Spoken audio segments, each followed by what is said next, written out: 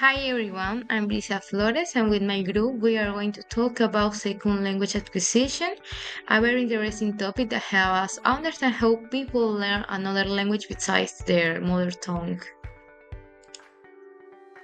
Now, second language acquisition is a complex process influenced by many factors such as age, motivation, context, and instruction.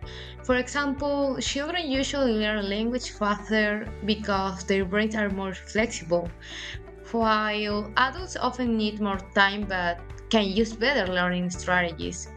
Unlike first language acquisition, which happens naturally in childhood, learning a second language requires conscious effort and exposure to meaningful communication. That means students need to practice speaking, listening, reading, and writing in real situations, not only memorize rules or vocabulary. Also, teachers play a very important role in creating the right conditions for learning. They can do this by giving students enough input throughout stories, songs, videos, or conversation, encouraging them to interact in class and giving feedback that helps them improve step by step. For example, a teacher might organize role plays, debates, or games in English, and these activities make students use the language in a natural and fun way, helping them develop both fluency and confidence. All right, continuing now with the presentation, we have Krashen's monitor model. We're going to focus first on acquisition versus learning. Well, this is about two different ways to get a language. First, starting with acquisition, it's like how you learn your first language as a child. You just listen and pick up naturally without studying. You don't even think about it. And in the case of learning, it's what you do in a classroom. You memorize grammar rules and vocabulary lists. Yes. The main idea is to speak naturally. You need acquisition. Learning just helps you fix mistakes. An example, acquisition. You hear I ate an apple many times, right? And just start saying ate instead of eaten. Mhm. Now, in learning, a teacher tells you the rules. For the past tense of eat, you must say ate, etc. Right? So it's different. Acquisitions is like how we naturally learn a language without any efforts. And in the case of learning, im- it's a bit of an effort, right? It's learning grammar rules, memorizing. Now, the next part, subconscious versus conscious. Well, this is about what happens in your head. Subconscious is your gut feeling, like you can mention, for the language. It works automatically and helps you speak quickly.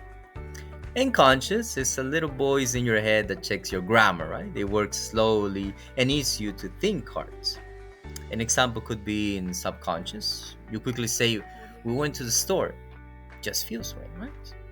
But consciously, you start to say, we got, then stop and think. No, the rule is that the past tense of go is went.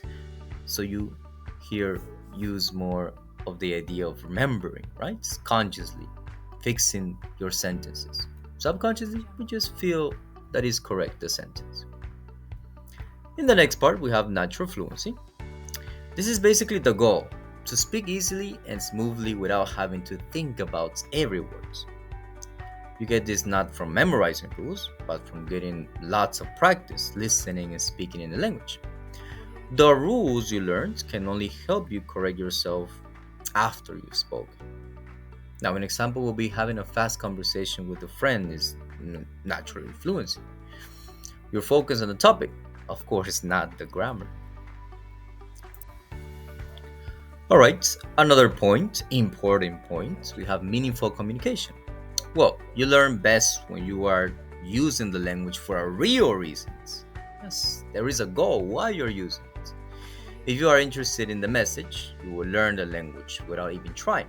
It's better to focus on what is being said rather than how it's being said. An example could be you will learn more English by watching a fun movie with subtitles because you want to know the story, right? Than by repeating sentences from a textbook.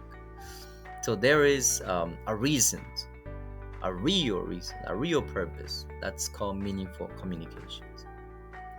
In the next part, incomprehensible inputs, I plus ones. This is the most important rule for getting better. It means you should listen and read things that you almost understand. I is what you already know. Plus one is the next little step, right? The new word or grammar you're ready to learn. Now, you understand plus one because of the situation in the words you already know. For example, if you know words like cats, tree, and is, and you hear that cat is climbing the tree, you can probably guess that climbing means that's how you learned, right?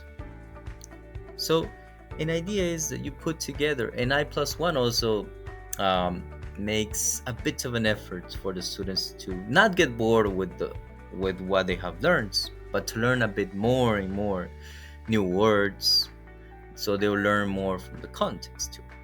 So, giving a bit of effort, a plus one can help also a little step to keep on learning.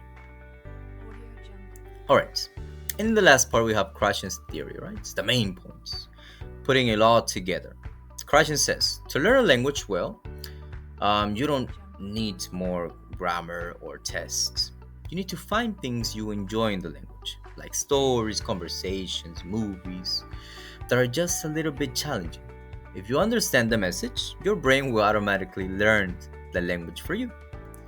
So this is Krashen's theory. So according to Long's interaction hypothesis, the key idea is that communication and interaction are essential for learning second languages. When learners to talk each other, they often make mistakes, get feedback, and try to make their ideas clear. This process is called the negotiation of meaning. Basically, it means that while students interact, they notice what they don't know, and that helps them improve both their accuracy and fluency. Elons also say that interaction isn't just about using the language. It actually helps students process it more deeply. That's why classroom activities like role play, pair work, or group discussion are so useful because they create chance for real communication and help students learn naturally through interaction. Well, I will talk about Schmidt's noticing hypothesis proposed by Richard Schmidt in 1999. First, the main idea of the hypothesis is that learners cannot acquire what they do not consciously notice in the input. In other words, no noticing and no learning. Attention plays an essential role because it's transforms language exposure into real learning, or what we call intake. Second, noticing is very important because it connects exposure and learning. Without noticing, the inputs stay unprocessed. It also helps learners connect from and meaning and develop reflection and awareness about the language. According to the learning process, it moves from input to noticing, then to intake, and finally acquisitions. So, attention is the key element in the process. Smith's research in the field of second language acquisition showed that adult ESL learners could notice grammatical forms, which helped them learn more effectively. Noticing also explains why exposure alone is not enough. Learners need feedback and highlighted input to truly understand learning language forms. In the classroom, teachers wide attention and give feedback, while students observe, reflect, and internalize what they learn. For example, when a learner realizes that word has ed to mark the past tenses, that is noticing in action. Finally, teaching innovations like color coding, self-correction, and reflection that help students become more autonomous and active learners. In conclusion, Smith's noticing a hypothesis shows that conscious attention is essential because learners can only learn what they truly notice. Well, thank you. That's all. Finally, with my presentation, I will explain Ellie's progressing perspective. According to Ellis, second language learning is a cognitive and gradual process. First, learners receive input, then it becomes intake, and with practice, the language becomes automatic. Practice, repetitions, meaningful communication, and constant exposure are essential. Making mistakes is normal and helps learners improve. In conclusions, fluency comes from using the language in real situations, not just memorizing rules. Thank you for your attention. This is the end of our presentations. From Vygotsky's social cultural theory, I understood that learning a second language is easier when we learn with other people. We don't learn alone, we learn by talking, listening, and sharing ideas with classmates and teachers. Vygotsky says that we can do more when we help us, and little by little we learn to do it by ourselves. This is called the zone of proximal development.